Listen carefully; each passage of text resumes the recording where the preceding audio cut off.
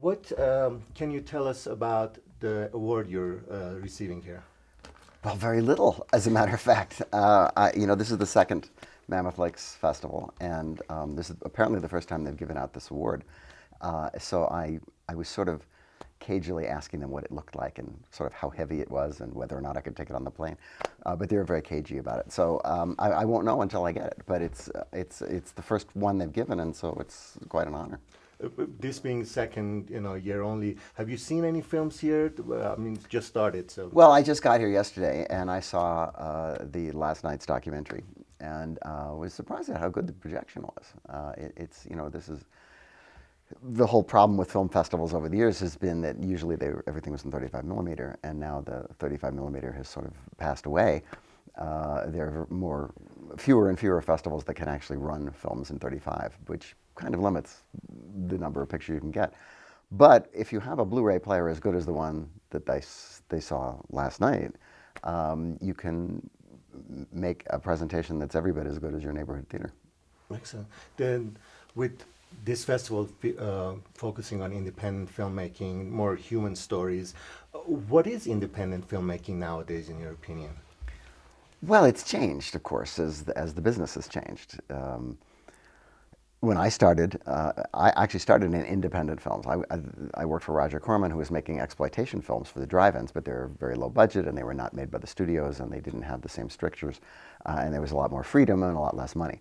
But it was a very viable kind of film.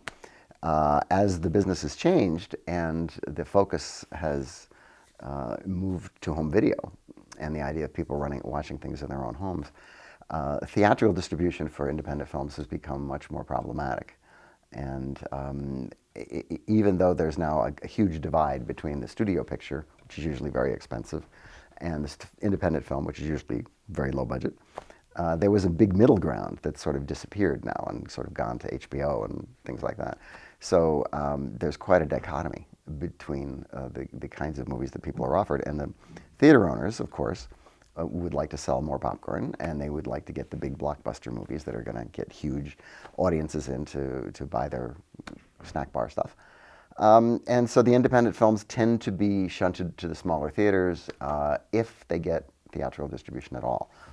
It's more and more common for independent films to go the video on demand route, which is problematic for them in terms of them making any money, because it's very hard to monetize when that's your primary outlet. But the saving grace of the independent film has become the film festival, very much like this one. Film festival is devoted to pictures that won't get seen or noticed unless somebody writes them up and some audiences see them and have a reaction to them and give a face to the filmmaker. It's now easier than it ever was to make a film. You don't need film. You can do it digitally. You can do it on your computer. You can finish it, but getting it seen is the bugaboo. That's the real problem. And the best answer, I think, is festivals, festival exposure. For a filmmaker like you, where would you categorize your films? If you were to make a film today, where do you think it would end up? Well, my last several pictures have been independent, because the studio model is there are more expensive films, but less of them, and therefore less opportunities. There are many more directors looking for work than there were, I would say, 20 years ago. Because there's just not that much opportunity in the studio realm, because there's not that many films. Some people have gone overseas to make films. Funding almost always comes from overseas. And to put together your own project, which is what I do now, you have to go to very diverse sources to get the funding, and usually it's different countries. Even if you're going to shoot it here, the money often comes from outside. And the one thing I never really wanted to be was a producer. And now the way that the business is, I have been forced to become a producer, because it's really the only way you can get a film off the ground, unless somebody comes to you and says, here, as they used to do in the old days, here's a script, it's financed, here's when we're going to make it, do you want to do it? Now, if they give you a script and you say you want to do it, they say, great, now we'll go out and raise the money. That may or may not ever happen. And I've probably got more unmade films than I have made films. this brings me to one of your films that you're trying to make, and the biopic about Roger Corman. Where is that right now? What can you tell us? Well, it's a project I've been nursing along for a decade, and we came very close to making it twice. But little pieces of the puzzle fell out, and it didn't happen, as often happens. And this time, well, there's a company that's involved, and they have asked for their input, to put their input into the script, and we've worked on the script and sent it back to them. And now we're just waiting to see what they say. So we don't give up here. Good. And with TV playing such a lot of people say TV is where it's at right now with a lot of the series or things like HBO, Showtime. What do you think about the role of TV for films like this? Well, TV has become an incredible powerhouse for films that can't probably get made anywhere else. TV is an inexhaustible maw, much like the drive-ins used to be and the grindhouses, for product. They need stuff. And there are so many channels now that some of which I actually have never heard of until somebody said, "Do you know the Esquire channel one is showing?" Like, what's that? Because there's just so many. And it's because of the way that the cable companies bundle their channels. If people really had the opportunity to just pay for the channels that they wanted, there would be a lot less channels. Therefore, probably a lot less opportunities for people to make things. But still, I think there's a lot of people who grumble that they have so many ESPN channels, but they don't watch sports, and they have to pay for it anyway. So I don't know what's going to come down the pike about that. But in the current market, there's tremendous opportunity to work, and the many series that come and go. Sometimes now they're limited series. They're intended to only be 8 episodes or so, which is great. It's a very exciting time in the sense of the things that you can possibly see. But there are so many things and so many places to see them that it becomes a kind of bewildering. Sure. To find. I'm as up about movies as anybody, but I'm sure I am unaware of at least 50% of the movies that are out there.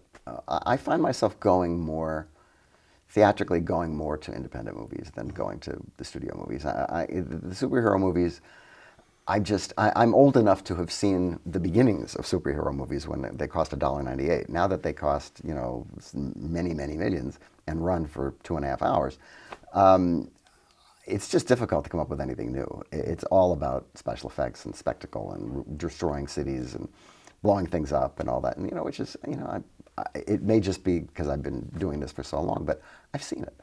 And I'm really on the lookout for something that's a little offbeat, a little off track. And I don't know that I'm speaking for the rest of the world audience, but just for me, I don't like seeing the same movie remade 100 times.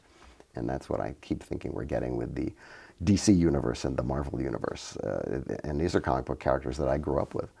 But now they've reached a point where one character isn't enough to sell the picture. Now they have to have more characters. And it's sort of like when Universal was making Frankenstein movies and they decided that the next movie should be Frankenstein and the Wolfman. And then the next movie had the Frankenstein and the Wolfman and Dracula. And pretty much the whole thing petered out because it was like there was nowhere to go. It was getting so thin. And now there are so many superheroes in these movies and even on TV. I did I did an episode of Legends of Tomorrow, which is a DC show, and I had a lot of fun doing it. But there are 8 major characters in that story, and they're all special effects. So it becomes kind of, wearying to try to keep track of them all. And so that's probably not what I'm best at. I also noticed, like with the films you did or your school of filmmakers, there was some sort of an anticipation in the story. There was a build-up and the story would go forward and there would be a climax. Nowadays... Well, that's very old-fashioned, isn't it? Yeah, but I mean, the CGI, there's like sky's the limit. They start with the whole explosion. Well, that's the problem. They start with the biggest thing, and then they top it, and you keep topping it. And the whole idea of these movies is they have to keep topping themselves.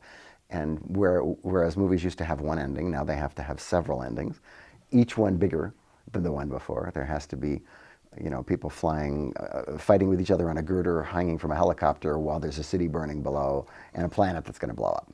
And it's like, I don't know. I mean, it's not really why I got into the movies. I like the idea of telling stories with characters.